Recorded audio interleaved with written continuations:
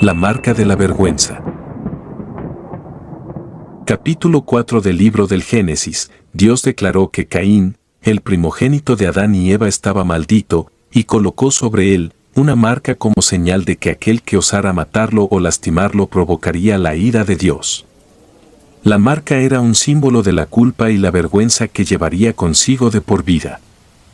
Recién comienza la Semana Santa del año 2023 y a donde quiera que volteo me miran con desprecio, pero supongo que es algo que yo misma me he ganado. Soy Verónica Otero y esta es la historia de cómo quedé condenada a cargar con la marca de la vergüenza. Mi familia primaria estaba conformada por mis padres, mi hermano menor José y yo. Y aunque mis padres nunca tuvieron de forma abierta un favoritismo con sus hijos, desde que éramos pequeños se esmeraron por educarnos de forma justa. Pues aquel que hacía el bien era recompensado, y quien no, castigado. Y a pesar de que no es algo que me enorgullezca, debo confesar que yo siempre fui la hija que más problemas les ocasionó, pues a diario me veía metida en actos autodestructivos y también en conflictos legales. Y tomando en cuenta dicho expediente, mis padres y otras personas importantes en mi vida decidieron que yo no era una persona digna de su confianza, ni mucho menos de su admiración. Y entendiendo todo lo anterior, se podría decir que era a lo que le llaman la oveja negra de la familia. Mi mala fama nunca fue algo que disfrutara, más, parecía más sencilla de conseguir que la buena. Creciendo entre esos caminos que iban de mal en peor, llegué a la edad de 32 años, sin un trabajo estable ni una familia propia. Y en el caso de mi hermano José, parecía que lo tenía todo, y no era cosa de mi percepción, pues a sus 26 años ya tenía un título profesional, su propia casa, un auto y estaba por casarse. Era una vida de ensueño, comparada con la mía. El día en que mi paciencia y envidia alcanzaron su límite fue en la fecha en que mis dos padres se decidieron a hacer un testamento. Se supone que ni José ni yo debíamos de tener conciencia plena de los arreglos acordados en este, pero, por culpa de un comentario llegué a saber de más. En esa ocasión, después de que mis padres regresaran de hacer su proceso legal, José y yo los estábamos esperando en su casa para comer juntos. Y a pocas horas de haber comido, escuché que los dos subieron a su recámara para conversar. Aunque ya sabía de sobra que era algo muy malo el quedarse a escuchar conversaciones ajenas, me quedé cerca de la puerta para oír sobre qué cosas hablaban. En un determinado punto, alcancé a oír que ambos acordaron dejar la casa a nombre de José. Al saber esto, mi indignación y coraje fueron tan grandes que no pude controlar mis acciones y en ese mismo segundo me atreví a entrar de sorpresa para reclamarles de frente por lo que ahora sabía. Les reclamé por tomar la decisión de dejarle la casa a su hijo más pudiente, siendo que yo apenas si encontraba la manera de arreglármelas. Y para justificar su decisión, ellos se defendieron diciendo que yo no era alguien de confiar y estaban seguros de que el hecho de dejarme su casa significaría lo mismo que conducirla a la destrucción. Y señalaron que no demoraría en venderla para conseguir sustancias o algo por el estilo, puesto que yo no sabía valorar las cosas por su valor sentimental. Y en lugar de dejar la discusión hasta ese punto, la hice mucho más grande, confrontando a mi hermano y reclamándole a los tres por siempre tenerme bajo una constante crítica. A la mañana siguiente, aún sintiendo muy presente la impotencia, me levanté de la cama, decidida a que sería yo quien se quedaría con esa casa, así tuviera que hacer algo negativo a mi propio hermano. Así que, teniendo conocimiento de un par de lugares en donde sabía que se llevaban a cabo trabajos de magia negra, me apresuré a ir a uno de ellos para llegar a un trato con un brujo. El hombre que estuvo de acuerdo en intervenir por mí era conocido como Don Sirio. Con este llegué a un acuerdo monetario, con el cual le iba a estar pagando gradualmente. Él me dijo que ese mismo día se pondría a trabajar en causarle un mal suficiente, al menos como para hacer que este mismo rechazara la idea de aceptar la casa de mis papás, y entonces quisiera hacer otra clase de trato conmigo, para recuperar su paz. Cada domingo, tanto por ser un día libre de trabajo como por costumbre, acompañábamos a mis padres a su iglesia para escuchar la palabra y supuestamente reflexionar. Y aunque, en lo personal, me resultaba una pérdida de tiempo. Pues antes de que José enfermara, tuvimos un último domingo en familia.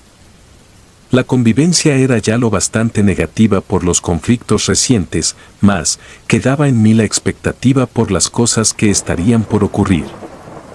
Lo primero que aquejó a mi hermano y que supe que era obra de mis malos deseos, fue que se comenzó a quejar de migrañas que ni siquiera los doctores le podían controlar con medicamentos. Y continuando con los planes, seguí pagando a don Sirio, con la instrucción de que siguiera ocasionando daño. Además de sentir que ahora yo llevaba la ventaja con respecto a los rumbos de caminos, me impregnaba de cierto agrado el ver cómo mis padres no tenían poder para defender a su hijo más ejemplar. Cuando se trataba de brujería hecha a la oscuridad y en secreto. Y con el pasar de un mes, José enfermó tanto que en un punto terminó en cama, entre fiebres y más dolores de cabeza. Al verlo tan mal, empezaba a considerar que ya era momento de detenerle el daño, pero por otra parte, tal vez más motivada por el rencor que por el conflicto del testamento, no quería que mi manipulación se terminara tan pronto. En una mañana de domingo, en la cual José ya no nos pudo acompañar a la iglesia, de forma inesperada, el padre encargado de darnos la palabra se puso a hablarnos sobre la hermandad y la envidia, la cual explicó que era la peor de las emociones que se podía instalar en nuestros seres. Dijo que el odio entre hermanos era tan peligroso, que incluso a este se le atribuía la existencia del primer asesino dentro de las Santas Escrituras.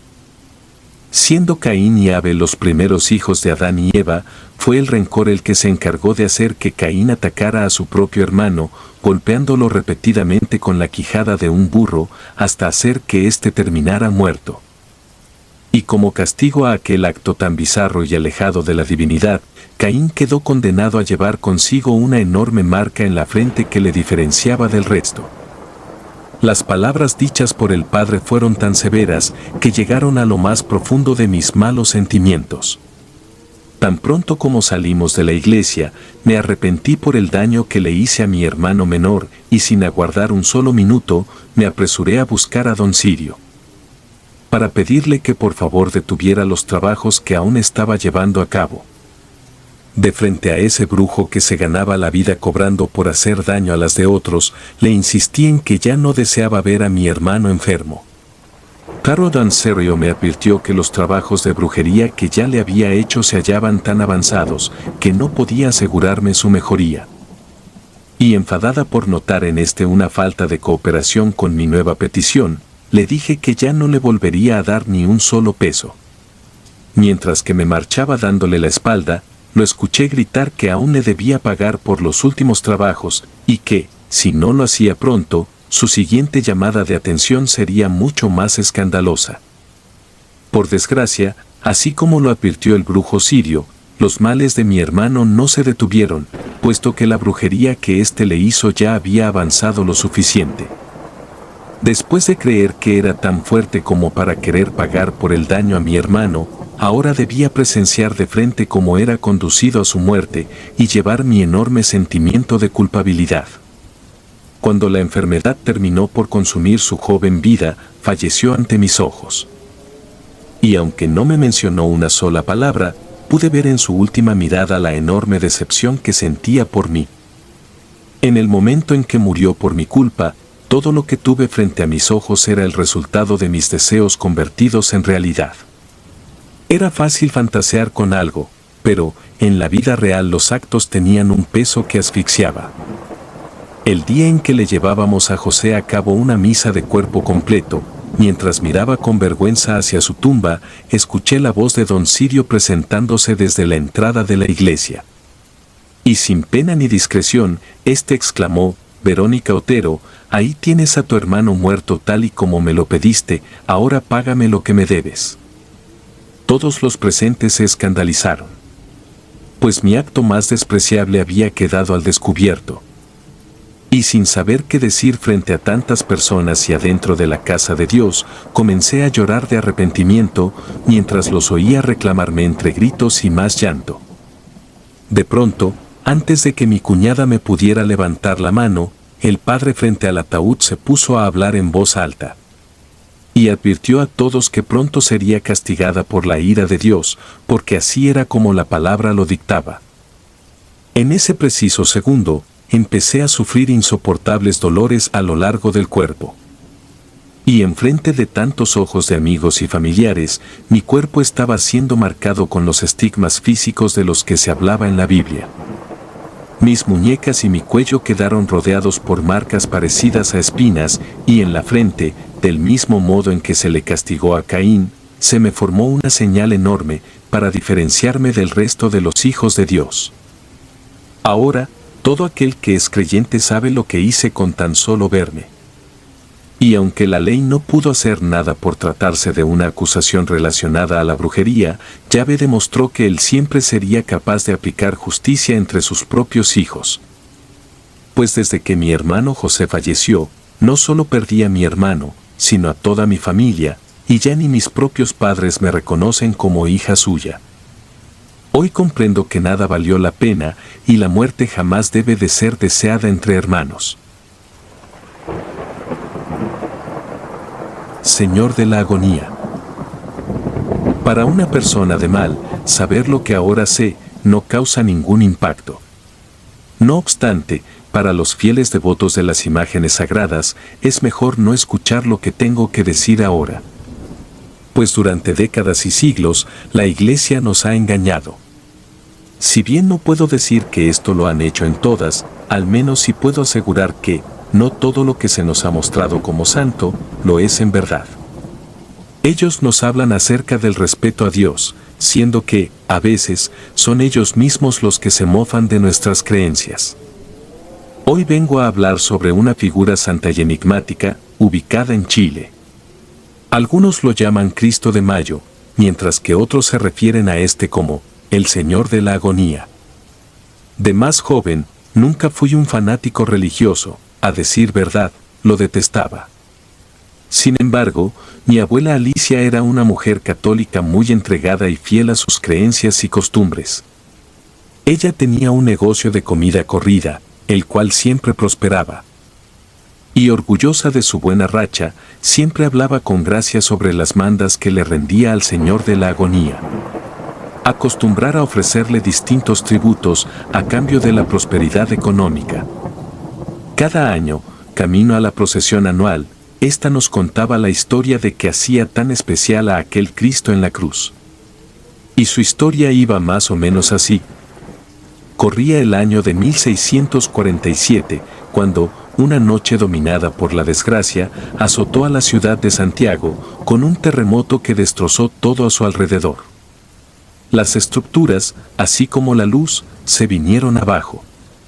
Cientos de personas fallecieron al instante, mientras que otras sufrieron de una lenta agonía, atrapados entre los escombros.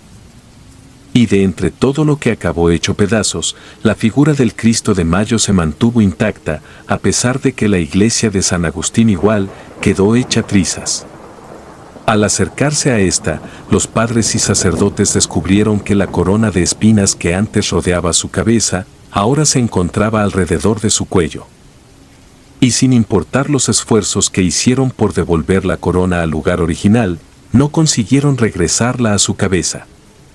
Y desde entonces, se ha confirmado que, cada año en que la figura no se saca de la iglesia para su procesión, terminan por suceder terribles desgracias en días posteriores. Principalmente, terremotos. Sus fieles católicos han conservado esta tradición de sacarlo con cada año, para evitar desgracias. Además, se le han atribuido muchos milagros, siempre que las personas se atreven a rendirle mandas. En lo personal, nunca me pareció noble ni de admirar la imagen de un Cristo que ocasiona desastres. ¿Y por qué iba a tenerle devoción a alguien que se hacía llamar Señor de la Agonía? Por muy santa que me presentaran a esa imagen, había algo en mí que me horrorizaba. Ese Cristo de la cruz era un ser malvado, y no se necesitaba ser un genio para saberlo. El pueblo estaba atemorizado, amenazado, y lo que era peor, no eran capaces de sospechar lo que nos ocultaban. Recuerdo la última procesión a la que asistí en compañía de mi hermano mayor y abuela. La recuerdo bien porque yo estaba furioso, pues, desde que salimos de la casa, mi hermano me estuvo haciendo burlas, solo porque confesé el miedo que sentía por el Señor de la agonía. Entre un arrebato de coraje, tan pronto llegamos a la iglesia, miré a la figura de aquel Jesucristo, y en silencio le pedí que dejara a mi hermano sin vida.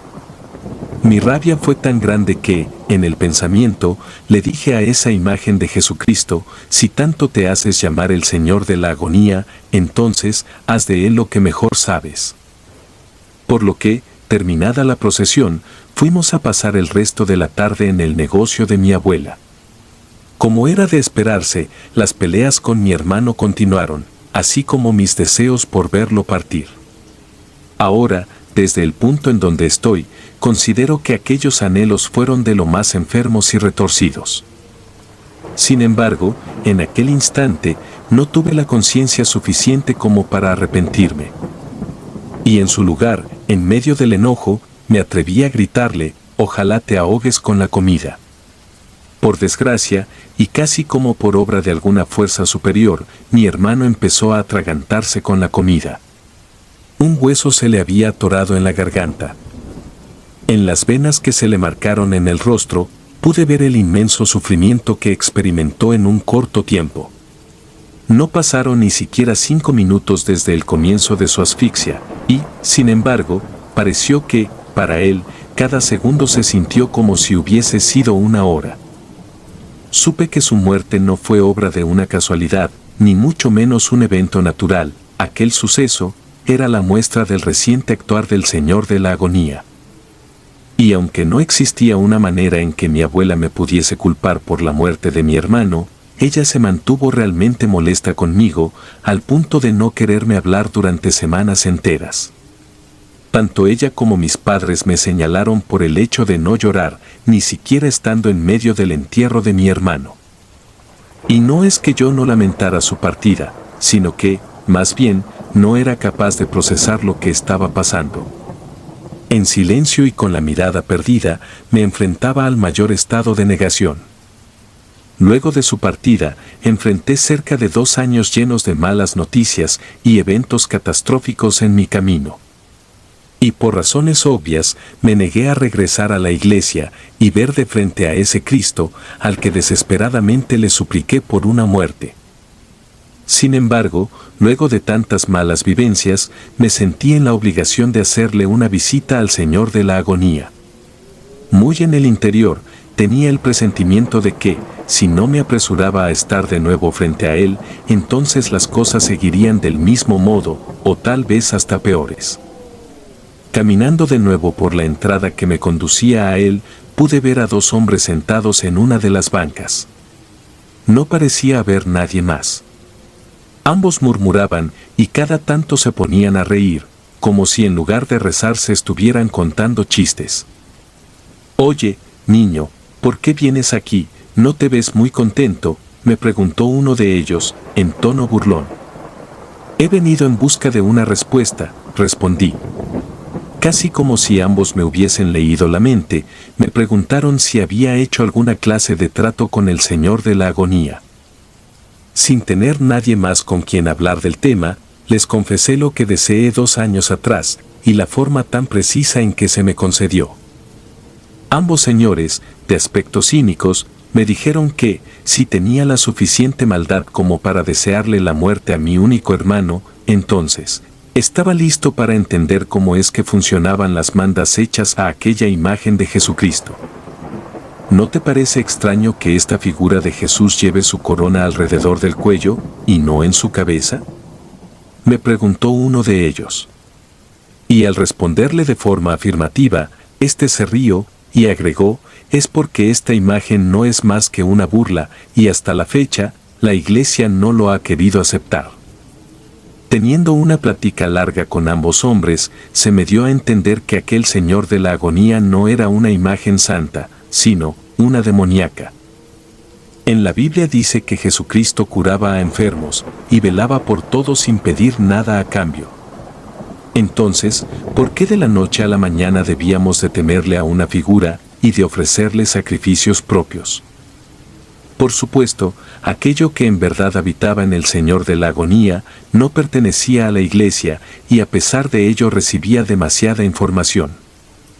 Al finalizar nuestra plática, los señores me aconsejaron que prestara mucha atención a mis sueños, pues en ellos encontraría la respuesta a qué es lo que ahora debía de dar a cambio. Pero antes de marcharme, uno de los dos hombres me regaló una pequeña figura que replicaba a la imagen del Señor de la agonía. Y sonriendo me dijeron que era mejor firmar pactos de forma consciente que ofrecer mandas e interpretarlas como un milagro. En las siguientes noches, puse atención a lo que soñaba. Por lo general, se me mostraban escenarios en los cuales le colocaba un altar o invitaba a la gente a ponerse de rodillas frente a este para rezar. La mayoría de las veces, esto lo hacía en el negocio de mi abuela. Por una temporada, me negué a llevar a cabo las cosas que soñaba, puesto que estaba consciente de que aquello significaba el entregarle a nuevos fieles, a pesar de saber que nada que tuviera que ver con él se trataba de algo santo. Y como un castigo a mi falta de acción en cuanto a sus peticiones, cada mañana despertaba con espinas enterradas en mi cuello. Y estas me las tenía que arrancar de frente al espejo, soportando un dolor intenso. El Señor de la agonía me estaba castigando, de eso no cabía duda.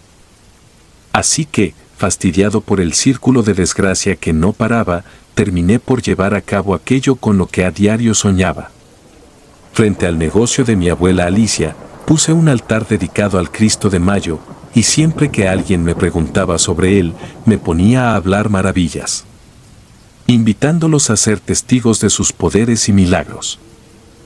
Sin esperarlo, al poco tiempo de haber colocado el altar, mi abuela comenzó a enfermar. Los diagnósticos eran imprecisos. Su mayor síntoma eran las fiebres altas y un vómito constante, el cual la dejaba en cama. Y sin importar la atención recibida, o los esfuerzos por mantenerla estable, ésta terminó agonizando en casa, aferrada a su imagen del Cristo de Mayo. Una vez que ésta falleció, su negocio se quedó a manos mías y de mis padres. Como si la muerte de mi abuela también hubiese sido obra de un sacrificio, nuestras ganancias derivadas de la cocina se triplicaron. El tiempo continuó con su curso, y yo me convertí en un descarado hijo de lo infernal. Miraba de reojo a aquello que se entregaban ciegamente a la iglesia, y muy en el interior, me veía a mí mismo como alguien superior, por saber la verdad.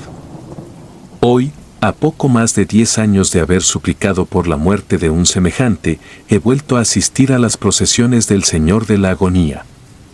Solo que, ahora lo hago en compañía de otros hombres conocedores de la verdad. Somos una clase de culto encubierto. Vemos a la figura del Cristo de Mayo salir de su casa y aplaudimos y nos regocijamos, portando faltas coronas de espinas en nuestros cuellos.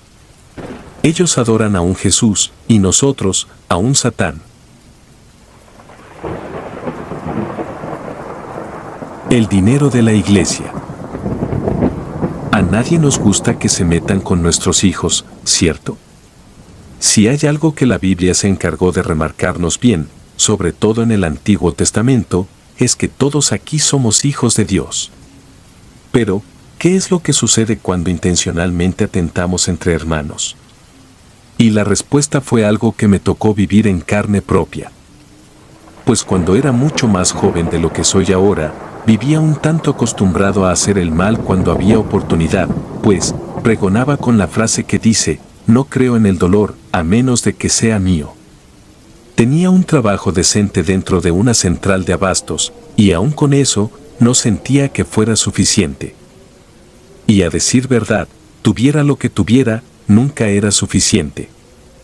En una tarde, en la cual acompañé a unos familiares a la Basílica de Guadalupe, En lugar de admirar la asombrosa arquitectura del lugar o agradecer por el bien de mis 2 hijos que me esperaban en casa.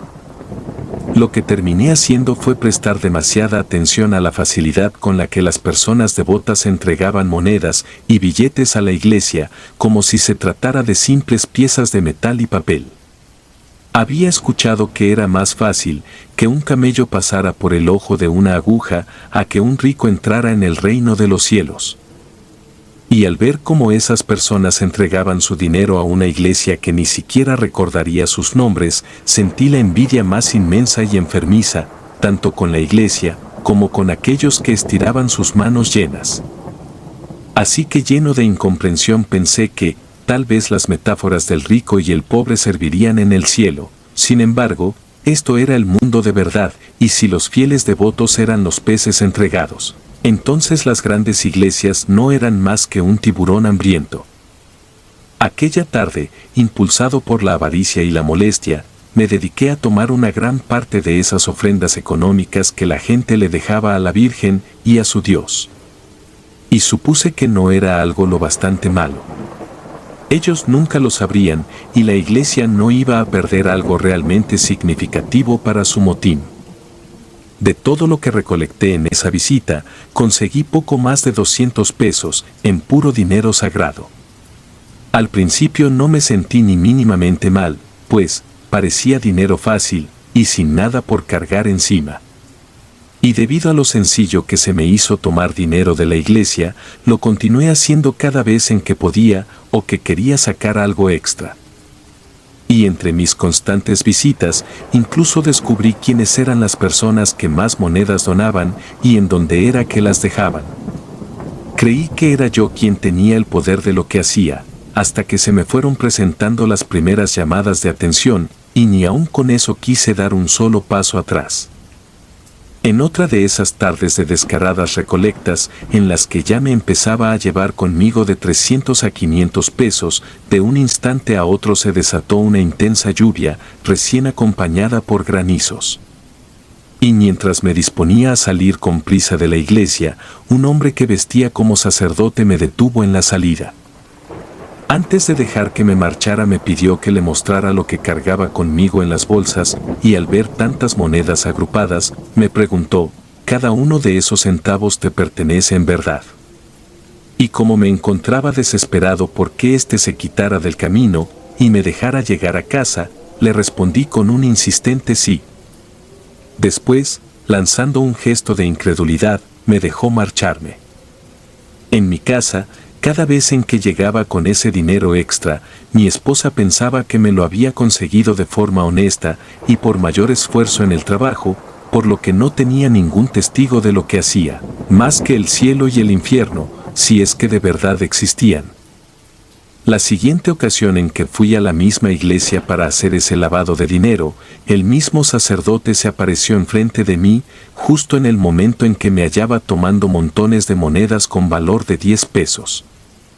Expresando su decepción y desacuerdo con lo que estaba haciendo, me pidió que por favor dejara ese dinero a donde pertenecía, advirtiendo que, si no lo hacía, un enorme castigo caería sobre mi familia. Y tras escuchar esto, inicié una discusión con aquel sacerdote, señalándolo de ser un aprovechado en el nombre de la religión. Y sin contestar a mis ofensas, el hombre me ordenó que lo mirara a los ojos, y entonces me dejaría en paz. En cuanto volví a alzar la cabeza para verlo, descubrí con terror que éste ya no tenía los mismos rasgos de ser humano, pues entre una expresión demoníaca, sus ojos me mostraron el vacío más grande, y con una sonrisa deforme y de dientes podridos, a base de gruñidos pronunció, condenado estarás a perecer y a vivir cegado por tu avaricia. Que Dios tenga piedad de los tuyos. Dicho esto, comenzó a reír de una forma tan demoníaca y escandalosa, que ya no me quedaron ganas de permanecer en la iglesia, por lo que tuve que salir corriendo. Y en el momento en que me fui acercando a mi casa, alcancé a ver a 2 patrullas estacionadas afuera de esta. Pensé que alguien había notificado de mis robos a la iglesia, sin embargo, la razón de su presencia terminó siendo por algo mucho peor, pues según me informaron, mientras que los niños estaban en la escuela, y mi esposa y yo nos encontrábamos trabajando, los vecinos vieron a un grupo de delincuentes entrar a robar a mi casa cada cosa que les pareció de valor. Todos ellos lograron escapar con lo que quisieron entre manos. En cuanto me dejaron entrar a mi hogar para revisar los daños, me sentí devastado. Por primera vez, me tocó ser la persona a quien robaban y el sentimiento era nefasto. Nuestra casa se quedó prácticamente sin nada importante, más que las camas de mis hijos y el refrigerador. Y cuando estos también llegaron a la casa para ver el vacío que nos dejaron, de igual manera vi cómo los afectó. Los policías dijeron que se mantendrían al tanto para hallar a los ladrones, pero yo sabía bien que no los encontrarían si se trataba de una clase de lección de Dios. No conforme con perder la mayoría de nuestras pertenencias, dentro de esa misma semana me corrieron de mi trabajo, sin demasiada justificación. Y en cuanto quedé desempleado, procedí a buscar trabajo a la brevedad, pero por desgracia, parecía como si en cada lugar en que pedía una oportunidad, estaban ya predispuestos a responderme con una negativa. Mi esposa trabajaba en una tienda de telas, sin embargo, sabíamos que no íbamos a poder durar mucho viviendo de eso. Y al ver que cada oportunidad se me cerraba en la cara, me veía a mí mismo como un hombre maldito, o algo bastante parecido. Incluso podía sentir el látigo de la justicia cayendo sobre mí. Desesperado por juntar unas monedas más, regresé a la basílica para tomar cuanto me fuese posible, y sin pensarlo más, volví a casa con algo de dinero mal ganado. Y creyendo que estaríamos mejor, lo que terminé por ocasionar fue que el castigo incluso afectase a nuestra salud. Pues de forma repentina, todos en casa empezamos a presentar problemas de la vista. Aquello era el anuncio de que estábamos a punto de quedarnos ciegos. Ya que el dinero no era suficiente, no podíamos gastar en atención médica, pues aquel dinero era el de nuestra comida. Con cada día que pasaba, en casa más ciegos nos continuamos quedando, sin excepción.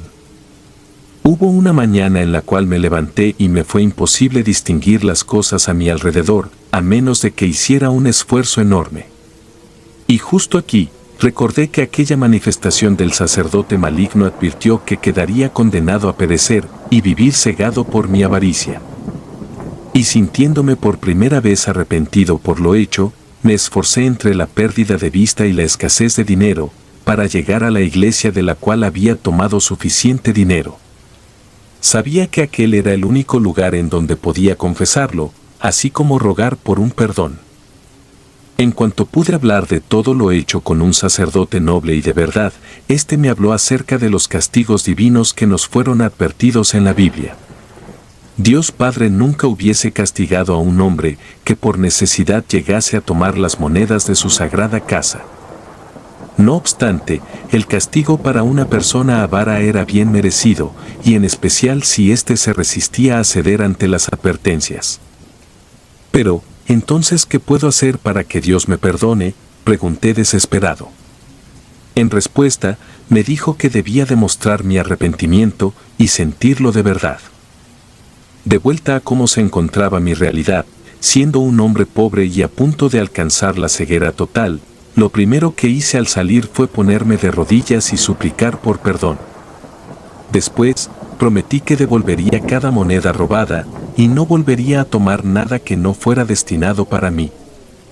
Y de esta manera, mi orgullo de un inicio se desvaneció, y lo que hice fue comenzar a pedir dinero afuera de esa misma iglesia. De primera mano, supe lo injusto que era perderlo todo, así como lo difícil que era obtener cada centavo.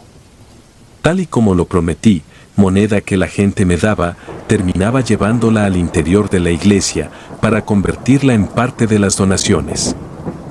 Y desde la primera vez en que me puse a actuar en contra de mis daños, en casa nos fuimos curando de la ceguera. Después de algunas semanas de seguir pidiendo dinero afuera de la iglesia, sentí el perdón por lo hecho, al ver que de nuevo me aceptaron en un trabajo favorable para la estabilidad de la casa. Y desde que aquel castigo se me levantó, no he vuelto a cuestionar ni a Dios, ni a sus creyentes más fieles.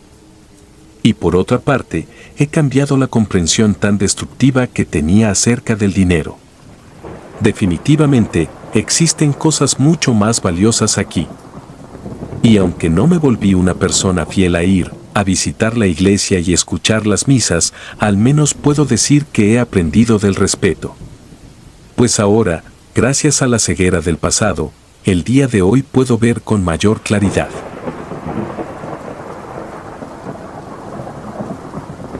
Imágenes.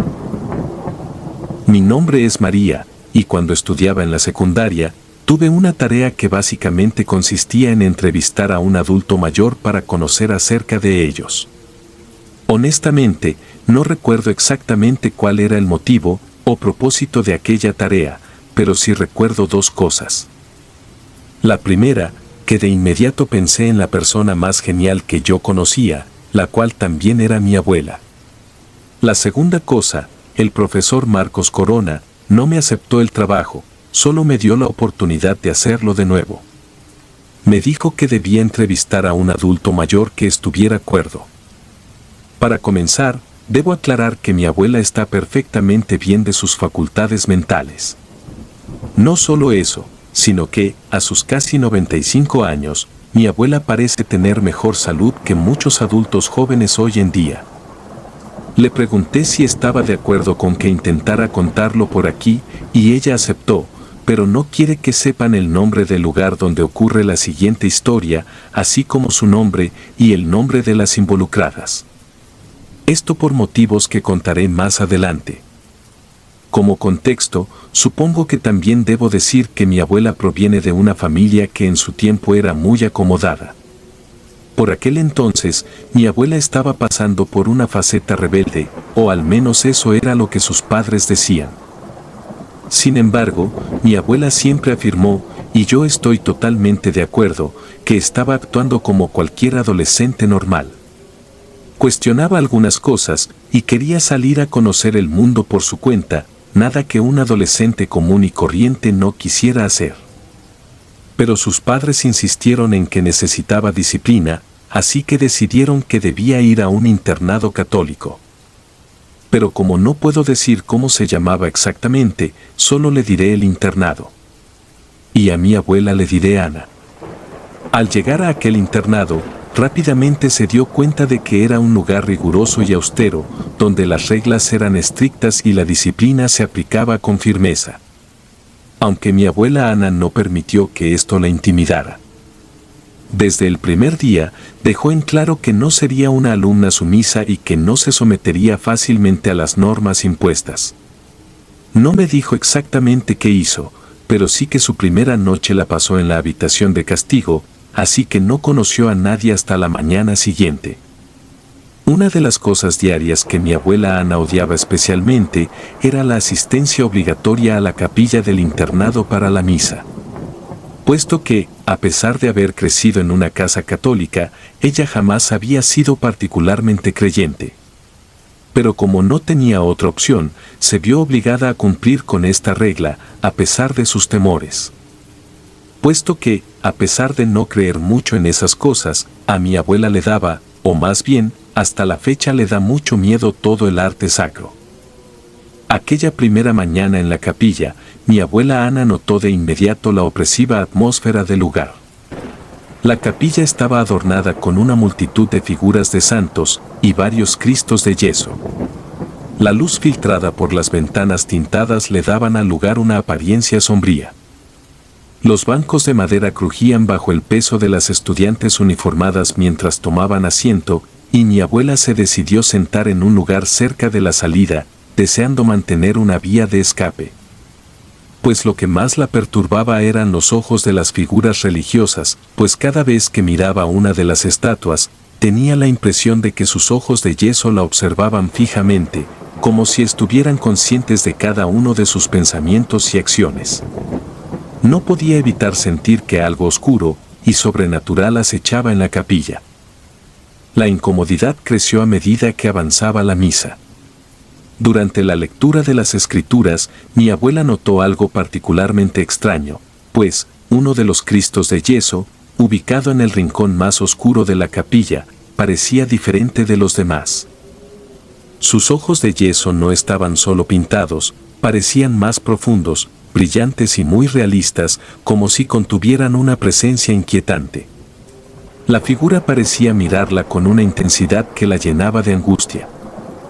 Mi abuela Ana luchó por mantener la concentración mientras los minutos pasaban lentamente. Cada vez que cerraba los ojos, sentía que los ojos del Cristo en el rincón más oscuro la observaban en la oscuridad. Aquella sensación perturbadora se quedó grabada en su memoria durante décadas. Mientras mi abuela intentaba ignorar las inquietantes figuras en la capilla, una chica que estaba a su lado le dio un ligero codazo para llamar su atención y también le susurró con una voz un tanto seria, pero al mismo tiempo con un toque de sarcasmo: «Dan miedo, ¿verdad?».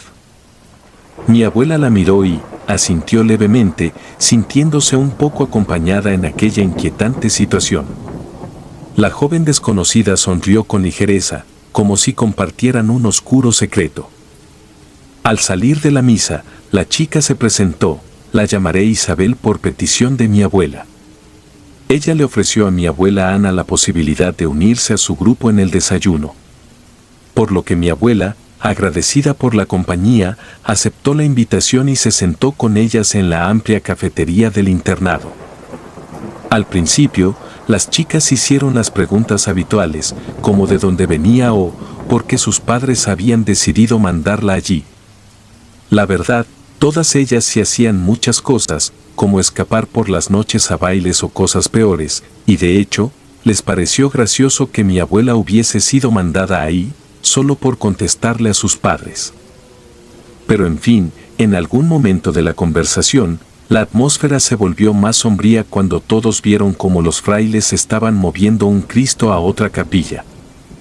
Por lo que, a mi abuela Ana se le hizo muy extraño que justo en el momento en el que pasaron cerca de la cafetería, todas las chicas guardaron silencio hasta que los frailes se alejaron. Fue entonces cuando Isabel y sus amigas compartieron una serie de historias perturbadoras sobre el internado. Le dijeron a mi abuela Ana que en ese lugar ocurrían cosas muy extrañas, cosas que no tenían explicación lógica. Y en particular, le advirtieron que bajo ninguna circunstancia se acercara a la capilla número 3 durante la noche.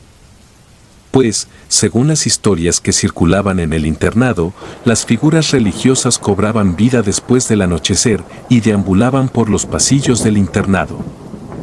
Pero lo que era aún más aterrador, según Isabel y sus amigas, era que, si alguien osaba entrar en la capilla número 3 durante la noche, las figuras podían hacerles daño, pues solo las figuras que estaban ahí eran las que se movían. Isabel continuó su relato con un tono grave. Mencionó que se decía que varios años atrás, una de las alumnas había desafiado la advertencia y había entrado en la capilla número 3 durante la noche. La joven nunca volvió a ser la misma después de esa experiencia, y no hablaba con nadie y se la pasaba sentada sin expresión clase tras clase. Y después de algunos meses, se había ahorcado en su propia habitación. Al principio, mi abuela creyó que las historias que le habían contado sobre las figuras religiosas eran simplemente intentos de asustar a las recién llegadas como ella. Sin embargo, durante su segunda noche en el internado, cuando por fin pasó al cuarto con las demás chicas, algo sucedió que la hizo cuestionar sus dudas. Pues aquella noche era silenciosa, y mi abuela Ana se encontraba durmiendo en esa habitación cuando fue despertada por unos susurros indescifrables que resonaban por las instalaciones del internado. Se sentó en la cama, pensando que podría tratarse de alguna inspección sorpresa o algo por el estilo. Aunque después de unos minutos se dio cuenta de que no había nadie cerca, miró por la ventana, pero no había nadie a la vista. Recordó una de las reglas más estrictas del lugar: nadie podía salir de las habitaciones después de las 8 de la noche. Con un escalofrío recorriendo su espalda, decidió volver a la cama. Al día siguiente, mi abuela compartió su experiencia con Isabel, con la que estaba comenzando a forjar una fuerte amistad. Y ella le explicó que los susurros y las apariciones de sombras eran comunes durante las noches en el internado.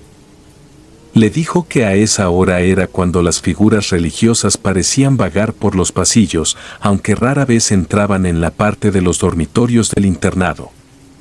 aunque un día sí habían escuchado que pasaban por ahí. Los siguientes días transcurrieron de manera similar. Mi abuela Ana nunca había visto directamente a las figuras, pero era algo que todos en el internado sabían. Pues, todas las estudiantes los habían escuchado o, al menos, habían visto las siluetas en la noche.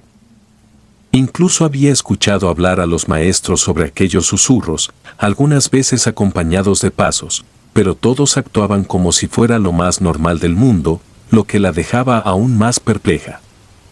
Una noche, mientras caminaba con su amiga Isabel después de la cena, ésta le propuso algo inesperado. Una de sus otras amigas había conseguido que alguien de afuera les trajera un poco de alcohol y cigarrillos y le invitó a unirse a ellas. Mi abuela Ana al principio dudó en acompañarlas, pues como dije antes, los castigos eran muy fuertes. Pues, en aquella época era demasiado común recurrir al castigo físico en las escuelas y mucho más en lugares como esos internados. Sin embargo, Isabel le dijo que ya lo habían hecho varias veces, pero no la había invitado hasta estar segura de que no diría nada, así que, halagada, aceptó. A medianoche, mi abuela se aventuró junto con otras 4 chicas a los límites del internado, donde alguien les entregó un bolso con las cosas que habían conseguido. Se dirigieron a un lugar apartado para fumar y beber, divirtiéndose y compartiendo sus deseos de escapar de aquel lugar opresivo. Prometieron que si alguna de ellas descubría cómo salir, se lo contarían a las demás para poder huir juntas. Y mientras hablaban emocionadas sobre la idea de la fuga, de repente, escucharon murmullos como si varias personas estuvieran hablando en voz baja. Inicialmente, pensaron que se trataba de las monjas o frailes encargados de la vigilancia, que se habían dado cuenta de que faltaban en sus camas y ahora las estaban buscando. Por lo que rápidamente se ocultaron, tratando de pasar desapercibidas. Sin embargo, cuando los pasos estuvieron muy cerca, mi abuela decidió asomarse para ver quién era y vio con horror a las figuras religiosas caminando por el lugar, recitando palabras ininteligibles que, si les prestabas más atención, los susurros que habían escuchado antes resultaban ser rezos católicos. El terror se apoderó de ellas mientras observaban cómo las figuras se movían en la penumbra de la noche. Guardaron silencio mientras las figuras de yeso se alejaban, temerosas de hacer cualquier ruido que pudiera atraer su atención. Una vez que las figuras religiosas parecieron desaparecer en la oscuridad, mi abuela junto con sus amigas salieron de su escondite y tomaron la decisión de volver a sus habitaciones, decididas a poner fin a su aventura nocturna.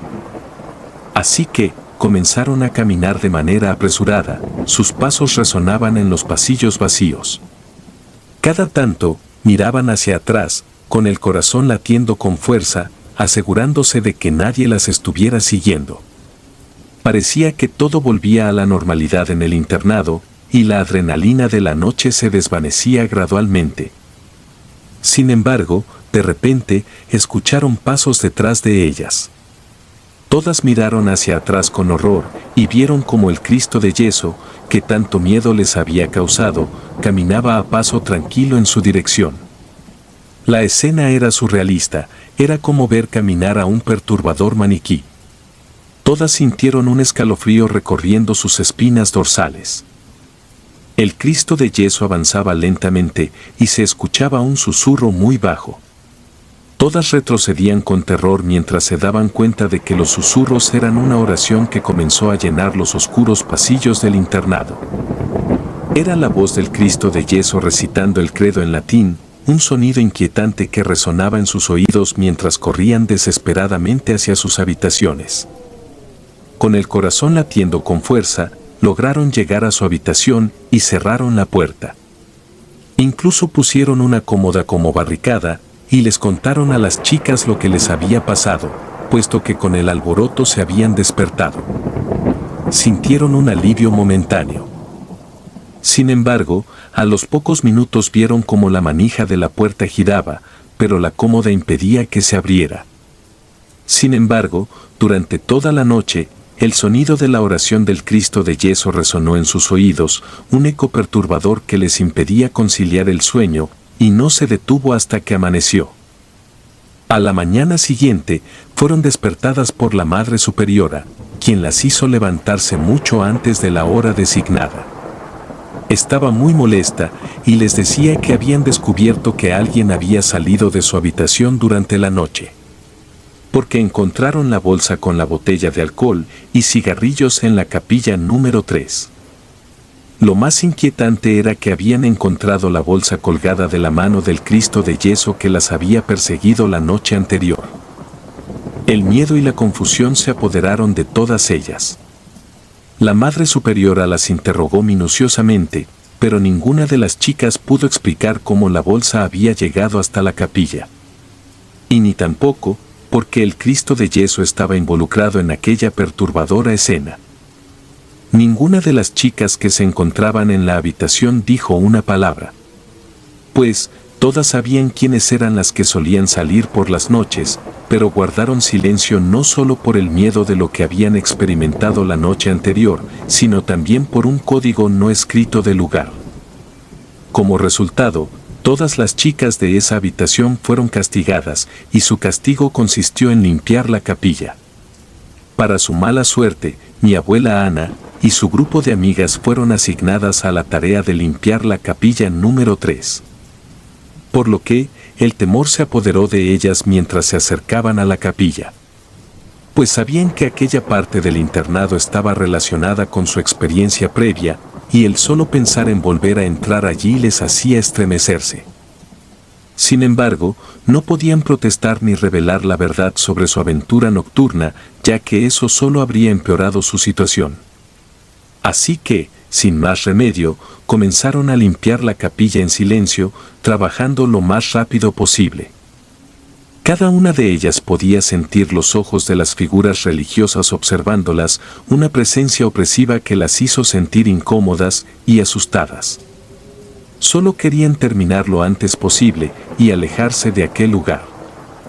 Mi abuela me cuenta que, mientras estaban a punto de terminar, mi abuela Ana vio claramente algo moverse bajo la túnica de la estatua de aquel Cristo de yeso. Su corazón se aceleró, pero antes de que pudiera siquiera voltear, una mano de yeso fría y dura rodeó su muñeca. Gritó aterrada mientras la mano la apretaba con fuerza, y pudo ver que la estatua del Cristo de yeso estaba sonriendo de manera macabra. Sus amigas gritaron también e incluso intentaron jalarla de la otra mano sin mucho éxito. Los pasos apresurados de la Madre Superiora se acercaban a la capilla mientras mi abuela luchaba por liberarse del agarre de la estatua. Pero antes de que la Madre Superiora pudiera entrar, la mano de yeso la soltó y la estatua volvió a su posición original, como si nada hubiera ocurrido. El incidente dejó a Ana y sus amigas en estado de shock. Temían lo que podría haber sucedido si la Madre Superiora no las hubiera encontrado en esa situación. Y a pesar de que mi abuela Ana y sus amigas compartieron su experiencia con la Madre Superiora, esta última no les creyó. Ni siquiera le importó que mi abuela tuviese la muñeca roja por el agarre de aquel Cristo aterrador. A partir de aquel día, tanto mi abuela como sus amigas vivieron con un constante temor. Evitaban salir de sus habitaciones cuando caía la noche e ignoraban a toda costa las sombras que se extendían por los pasillos del internado. A pesar de su juventud, habían experimentado algo que iba más allá de la explicación racional, y eso cambió su percepción del mundo para siempre. Los días se volvieron monótonos y opresivos. Las risas y los juegos de antes se reemplazaron por el silencio y la ansiedad. Mi abuela me describió cómo tanto ella como sus amigas se sentían atrapadas en aquel internado. Los susurros incomprensibles resonaban en sus oídos durante la noche, y las figuras de yeso en la capilla número 3 continuaban observándolas con ojos inquietantes. Un día, una de las amigas de mi abuela logró convencer a aquella persona que les conseguía licor y cigarros de ayudarlas a escapar de aquel internado. Era un plan meticulosamente elaborado que requería paciencia y demasiada suerte para funcionar, pero todas estaban dispuestas a irse de ahí. Esperaron el momento adecuado, cuando la vigilancia era menos estricta, y finalmente se atrevieron a dar el paso hacia la libertad. Fue una noche oscura y silenciosa cuando mi abuela y sus 4 amigas escaparon de ahí. Mi abuela me dijo que esa noche, fuera de la adrenalina de estar escapando del lugar, no vieron nada paranormal y por suerte de todas, lograron escapar de aquel macabro lugar. También me dijo que después de esa noche, las 5 supieron que no podían volver a sus casas sin que fueran devueltas al internado para señoritas, por lo que seguramente tengo familia en otra ciudad que no conozco y seguramente nunca conoceré, pero esa es otra historia. Y así, la historia de la capilla número 3 y las figuras de yeso quedó atrás en el pasado de mi abuela Ana, una experiencia que marcó un capítulo en la vida de mi abuela y de sus amigas. Actualmente, mi abuela afirma que no sabe qué pudieron ser esas criaturas, dice que nunca investigó más, puesto que ella consideró que era algo que debía dejar en el pasado. Sin embargo, jamás pudo superarlo del todo.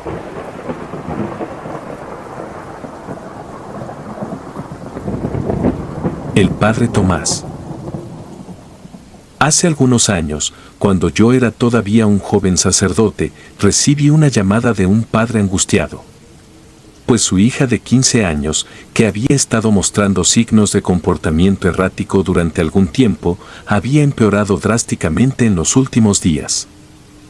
La joven había estado hablando en lenguas extrañas, rechazando la comida y desapareciendo en medio de la noche gritando desesperada. Y a pesar de sus muchos esfuerzos, el padre no podía entender lo que estaba pasando con ella. Así que por desesperación, me pidió que viniera a su casa a realizar un exorcismo. Y aunque había oído hablar de casos similares, nunca antes había realizado un exorcismo. Pero la angustia del padre era palpable y no pude resistir la llamada a ayudar. Así que, armado solo con mis oraciones y mi fe, me dirigí a su casa esa misma noche. La casa estaba en un lugar remoto, cruzando las montañas nevadas, las estrellas brillaban en el cielo oscuro de la noche del viaje. Cuando llegué a la casa, en el interior encontré al padre sentado junto a la cama de su hija, que estaba tumbada, quieta, con los ojos cerrados. Su piel era pálida y parecía frágil como el cristal. Por favor, ayúdela, padre, me pidió. Inmediatamente, comencé a orar en voz baja, pidiendo ayuda divina para curar a la niña. Pero entonces algo extraño sucedió. La niña comenzó a moverse, sus extremidades temblaban y sus ojos se abrieron de repente, mostrando un par de iris negros como el carbón. Miré hacia el padre, pero él ya estaba de pie, con las manos temblando, incapaz de mirar a su hija. La niña comenzó a hablar en una voz ronca y gutural, hablando en un idioma que no reconocí. Me acerqué a ella y comencé a rociarla con agua bendita, pero ella simplemente se burló, tosiendo con una risa amarga y demoníaca. Así que, comencé a leer los pasajes sagrados, pero a medida que hablaba, la niña comenzó a moverse cada vez más frenéticamente. Los objetos comenzaron a moverse en la habitación y el padre se aferraba a la pared, incapaz de hacer nada más que mirar impotente. Finalmente, la niña abrió la boca y comenzó a vomitar algo que parecía lodo y sangre. Me acerqué a ella para intentar ayudar, pero entonces ella se giró hacia mí con una expresión malvada en su rostro. Comenzó a lanzar una serie de insultos y maldiciones en mi dirección, una lluvia de obscenidades que hacía eco en mi cabeza. Y en ese momento, supe que estaba lidiando con algo mucho más poderoso de lo que había imaginado. Así que me retiré de la habitación, tomando un momento para recogerme y recuperar la compostura. Luego, regresé y comencé a leer los pasajes sagrados con mayor fuerza y determinación. A medida que las horas pasaban, continué mi lucha contra el demonio dentro de la niña.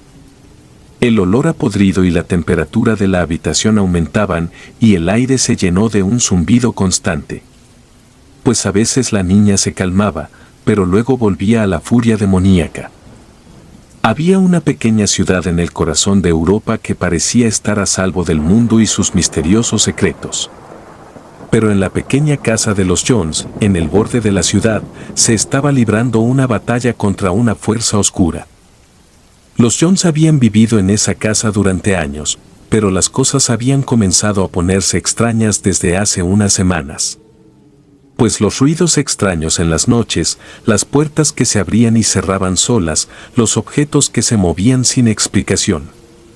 Habían tratado de ignorar todo eso, creyendo que solo era su imaginación. Pero las cosas empeoraron, y finalmente no pudieron negar lo que estaba sucediendo en su propia casa. En la iglesia local, la noticia se había difundido rápidamente y un sacerdote se ofreció a ayudar a los Jones. El padre Thomas era un hombre mayor con una gran experiencia en exorcismos y estaba seguro de que podía liberar a la casa de cualquier presencia malévola. La noche del exorcismo llegó y el padre Thomas llegó temprano, trayendo consigo una gran cantidad de objetos religiosos y herramientas para el exorcismo. La familia Jones se sentía nerviosa pero aliviada, ya que creían que finalmente se libraran de todo lo que había estado atormentándolos. El padre Thomas comenzó con las oraciones y al principio todo parecía ir bien. Pero pronto se dio cuenta de que no se trataba de una presencia ordinaria. Pues era algo mucho más poderoso y parecía estar resistiendo sus oraciones. Los ruidos en la casa se hicieron más fuertes, las luces comenzaron a parpadear y una sensación de frío se apoderó de la habitación. El padre Thomas se esforzó por mantenerse concentrado, pero la fuerza de la presencia oscura lo estaba afectando. De repente, algo agarró al padre Thomas, arrastrándolo hacia la pared. Los Jones gritaron en terror mientras el padre Thomas luchaba por liberarse. Y finalmente, con un último esfuerzo, logró liberarse y se alejó de la pared. Pero la presencia oscura no se detuvo ahí. Pues los objetos en la habitación comenzaron a volar por todas partes, los muebles se movían solos y las luces estallaron. El padre Thomas se esforzaba por continuar las oraciones, pero parecía estar perdiendo la batalla. Finalmente, el padre Thomas se dio cuenta de que estaba luchando contra algo mucho más fuerte de lo que había enfrentado antes. Y aunque estaba agotado, no podía darse por vencido. Entonces, pidió ayuda divina, llamando a todos los ángeles y santos para que lo asistieran en la lucha contra la presencia oscura. De repente, todo se detuvo. Los objetos dejaron de moverse, los ruidos desaparecieron y las luces se encendieron de nuevo. El padre Thomas se arrodilló y agradeció a Dios por su ayuda. Los Jones también se arrodillaron, llorando de alivio. Sin embargo, la hija de los Jones no cesó de comportarse de forma inquietante. Pues luego del exorcismo realizado por el padre Thomas, la chica pareció volverse más violenta. Y cuando el padre volvió a entrar al cuarto para ver si había conseguido liberarla de aquella entidad demoníaca, le escupió en la cara una sustancia verdosa. «No podrán conmigo», dijo y se burló con una carcajada macabra. «Pues soy mucho más poderoso que todos ustedes y sus cruces y rezos». Luego, el padre Thomas salió del cuarto, pues dijo que estaba muy cansado y les pidió agua. Se sentía exhausto. «Esto, para un hombre de mi edad, es demasiado», me confesó el padre, mientras se secaba el sudor con una toalla. «Debe hacerse cargo usted, padre, me promete que tomará usted mi estola para continuar la lucha contra el demonio, en caso de que mis fuerzas no sean suficientes». Yo le respondí que no dijera eso, que él era un hombre fuerte, que soportaría los embates de su tarea para liberar a la humanidad de las fuerzas demoníacas. Entonces el padre Thomas volvió a insistir, con vehemencia. «Tiene que prometérmelo, padre. De lo contrario, no podré estar tranquilo, mi alma no tendrá paz si llega a suceder lo que puede ser, dada mi condición de salud y mi edad», insistió el padre Thomas. «Está bien, padre Thomas», le dije. «Se lo prometo, por Dios Padre Todopoderoso, se lo juro». Aunque por dentro me sentía con miedo. «Ahora, tiene que darme la mano, su apoyo para poder sacar este exorcismo adelante», dijo el padre Thomas, mientras tomaba fuerzas. Así que yo lo tomé del brazo, ayudándolo a subir las escaleras de la vieja casa. Podía escuchar sus resuellos cansados en cada uno de los escalones de la casa que crujían cuando subíamos. El padre Thomas tomó mi mano entre las suyas. «Mira», dijo, entregándome un rosario, «esto lo recibí de manos del propio Papa. Y tiene un gran poder porque tiene el aroma de santidad, por lo que el enemigo no podrá soportarlo». Cuando entramos en el cuarto, la hija de los Jones se encontraba levitando sobre la cama. Y al vernos entrar, se giró, dando una especie de gruñido gutural, como si fuera una bestia feroz. «Fuera, largo, no podrán hacer que me vaya, ella es mía y no pienso entregársela ni a usted ni al otro sacerdote», se escuchó decir a una voz que no era la de la chica adolescente, hija de los Jones. La madre se cubrió la cara con sus manos y rompió en llanto. El padre la abrazó, sin saber qué hacer exactamente. El padre Thomas les pidió que salieran, diciéndoles, «Si quieren ayudarme, entonces recen con gran fervor para que su hija pueda ser liberada y venza a ese espíritu demoníaco que la tiene secuestrada». Los objetos volaban por la habitación, como si alguien los lanzara contra el padre Thomas y yo. Yo empecé a recitar el ritual romano, que es el que se usa para los casos como este, cuando los demonios se resisten a dejar un cuerpo al que están atormentando. El padre Thomas se veía muy agotado, pues la energía física que requiere hacer un exorcismo, que en ocasiones puede tomar varias jornadas de días o semanas, incluso, han existido casos en que toma años poder conseguir que un demonio o un espíritu maligno deje de atormentar a un cuerpo. En el nombre de Dios Padre Todopoderoso, Jesucristo y el Espíritu Santo, yo te ordeno que dejes ahora mismo el cuerpo de esta muchacha y vuelvas a las mazmorras del infierno. Te lo ordeno yo por la sangre sagrada de Cristo, ahora mismo, retrocede, deja el cuerpo de esta criatura inocente, le dijo el padre Thomas a la chica, poseída por aquella entidad demoníaca. Tomó el hisopo haciendo cruces con agua bendita. La chica gruñó, echó la cabeza hacia atrás. Le pasé el cáliz y el padre, en un movimiento rápido, puso la hostia consagrada sobre la frente de la chica, quien soltó un grito que estremeció toda la casa, tanto que yo caí de espaldas y el padre Thomas también, cayendo sobre mí. Entonces, toda la habitación pareció estar en calma. Incluso se podía sentir un aire fresco, limpio y lleno del Espíritu de Dios. «¿Está bien, padre?», le pregunté, pero estaba tan agotado que tuvimos que traer una ambulancia para llevarlo al hospital y que lo evaluaran. La chica había recuperado su tez lozana, su inocencia en el brillo de sus ojos. Y mientras íbamos en la ambulancia con el padre Thomas, a través de la ventanilla miré hacia la habitación de la chica. Allí había una sombra, que parecía la de un animal con cuernos, que parecía mirarme con arrogancia desde la ventana del cuarto donde habíamos librado una batalla entre el bien y el mal. Gracias a Dios, el padre Tomás se pudo recuperar y esa chica pudo vivir en paz con su familia.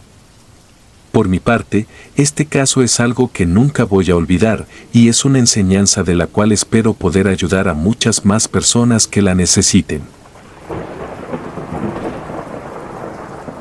Sacerdote sin cabeza. No todo lo que se nos acerca con buena apariencia es positivo, y no todo lo que es desagradable en apariencia proviene de una naturaleza mala. Esto que estoy por contar, me sucedió en mi querido Jalisco, en un momento de mi vida, en el cual sentía mi existencia pender de un hilo. Dicen que la fe mueve montañas, y eso es a lo que siempre me aferré. Mantenerse firme en la fe ciega e inamovible pareciera algunas veces una prueba de fuerza, pues resulta fácil confiar en Dios cuando los escenarios van bien. Sin embargo, ¿es realmente fácil confiar cuando todo se torna oscuro? Sin antes haber tenido el tempranas del problema, a finales del año pasado comencé a tener síntomas desagradables y demasiado marcados relacionados a problemas cerebrales. Pues, de ser una mujer de 52 años aparentemente saludable, casi de la nada comencé a presentar problemas de equilibrio y de memoria, sumado a insoportables migrañas, náuseas y derrames por la nariz. Y por supuesto, tomé acción apenas pude. Me hice cada estudio sugerido por los doctores y aquello que arrojaron los resultados vino a sacudir mi realidad en un sentido negativo. Luego de distintas visitas a los laboratorios, hallaron en mi cerebro la presencia de un tumor maligno. Cáncer cerebral. Llegué a casa destrozada, queriéndome negar al reciente diagnóstico, ya que los pronósticos no eran los mejores. Siempre amé estar viva, a pesar de las dificultades que el camino a veces me presentaba. Era abuela de 2 preciosas niñas y, definitivamente, no estaba lista para alcanzar el descanso. Descansar de la vida era lo último que deseaba hacer. El primer día tras el diagnóstico, abracé mi tristeza y la incertidumbre que me inundaba. No obstante, al segundo día me aferré a mi fe. No necesitaba creerlo, pues sabía que Dios y Jesucristo no me iban a dejar morir. Sabía que los milagros eran reales y yo iría en busca del propio. Era diciembre del año 2022. Los dolores de cabeza no me dejaban en paz, pero estaba dispuesta a sacrificar mi comodidad con tal de entregarme aún más a las fuerzas divinas. Como si algo me lo hubiese sugerido en un susurro, tuve la idea de quedarme frente a la parroquia de Santiago Apóstol y pasar mis días enteros allí hasta que el cáncer desapareciera de mi cuerpo por obra de un milagro. Y como era de esperarse, casi nadie de mi familia estuvo de acuerdo con esto. Mas, siempre fui de carácter terco, y si mi corazón dictaba una cosa, la llevaba a cabo.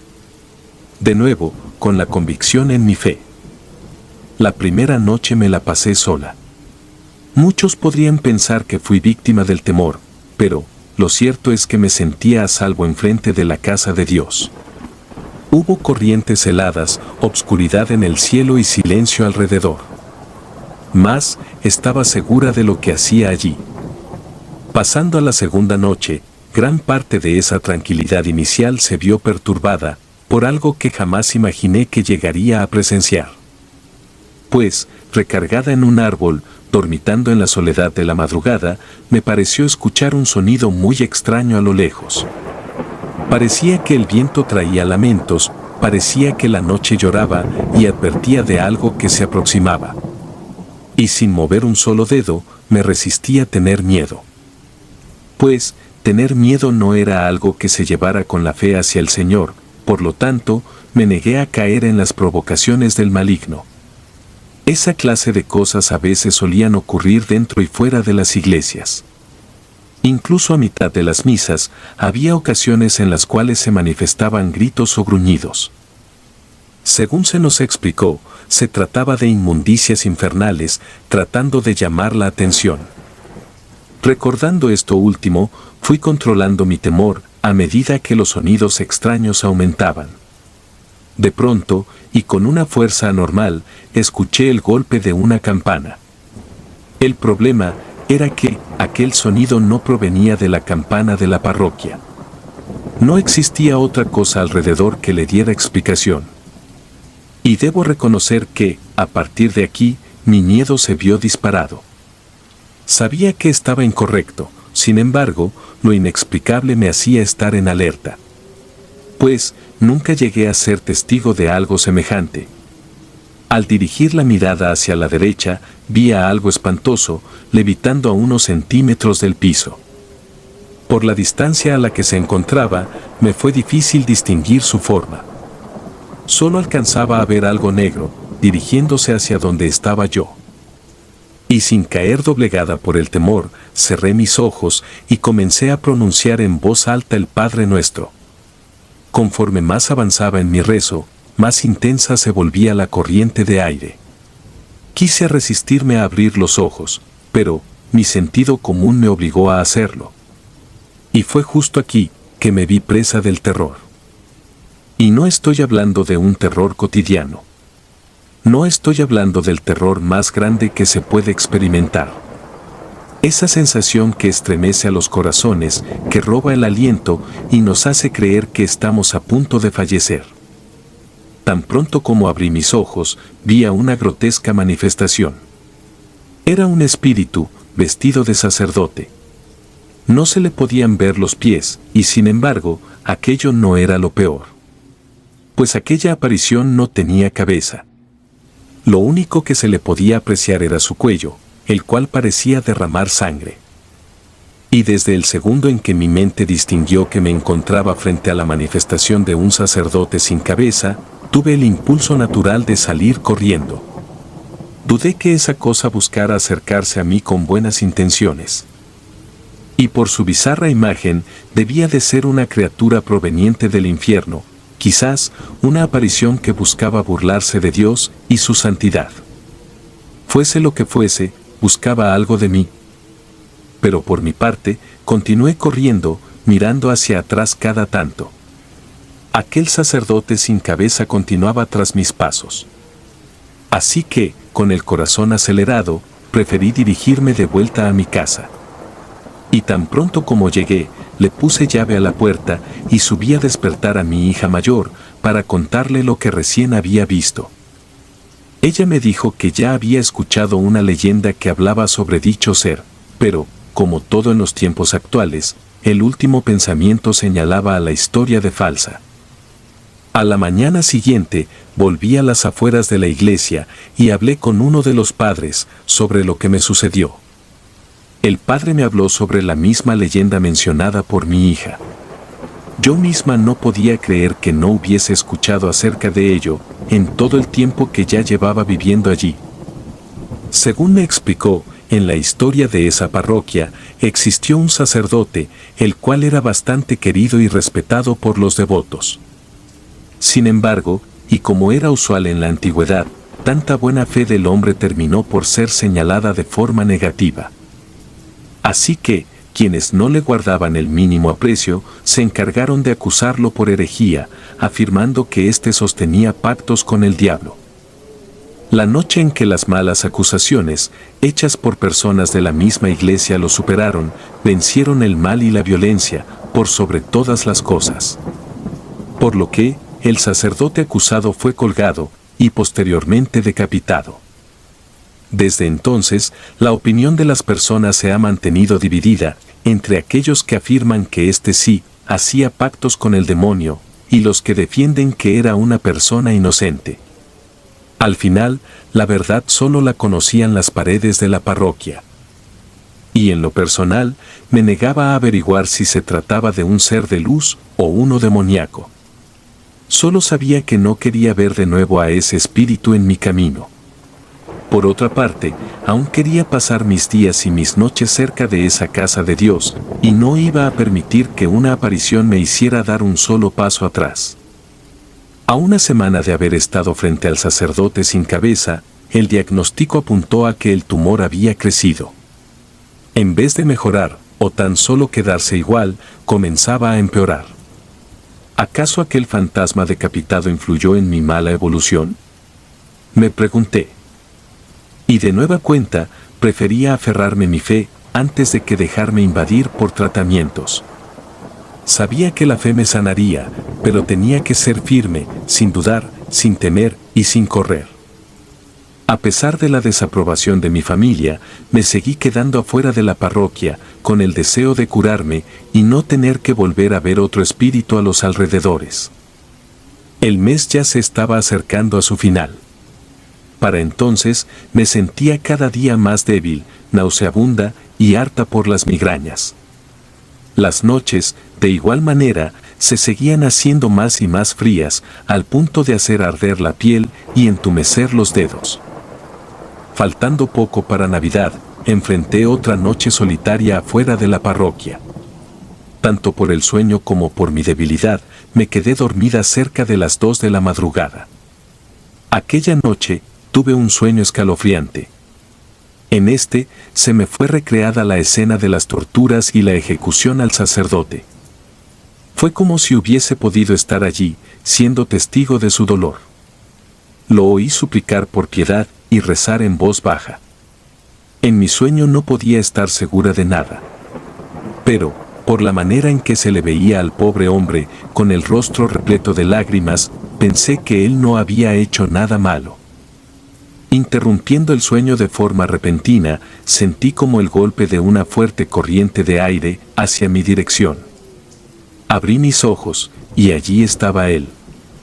El sacerdote sin cabeza, levitando a pocos metros de mí. Esta ocasión, en lugar de salir corriendo, me puse de rodillas y volví a cerrar los ojos. Junté mis manos y me puse a rezar en voz alta.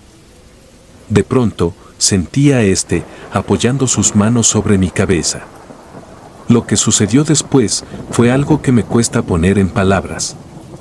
Nunca llegué a sentir algo como eso, y uno podría imaginar que, por el hecho de estar ante un espíritu sin cabeza, la experiencia resultó negativa, pero no fue así. Pues, a la hora de tener sus manos apoyadas en mi cabeza, sentí una paz inmensa, y poco a poco, el dolor de mi cabeza se fue desvaneciendo, hasta el punto en que incluso la sentí mucho más ligera. Al abrir de nuevo mis ojos, este ya había desaparecido.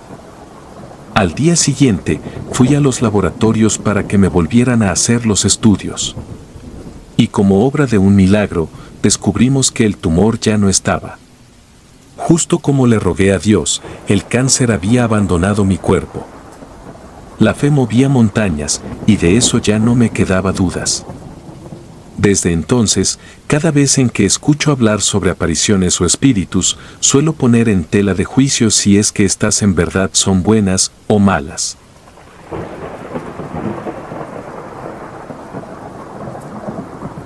Si te gustaron los relatos, me gustaría que me apoyaran con un like o haciendo un comentario, ya que eso nos ayudaría bastante. Y si no estás suscrito o suscrita, te invito a que lo hagas para que no te pierdas lo mejor de relatos de terror. Sin más, gracias.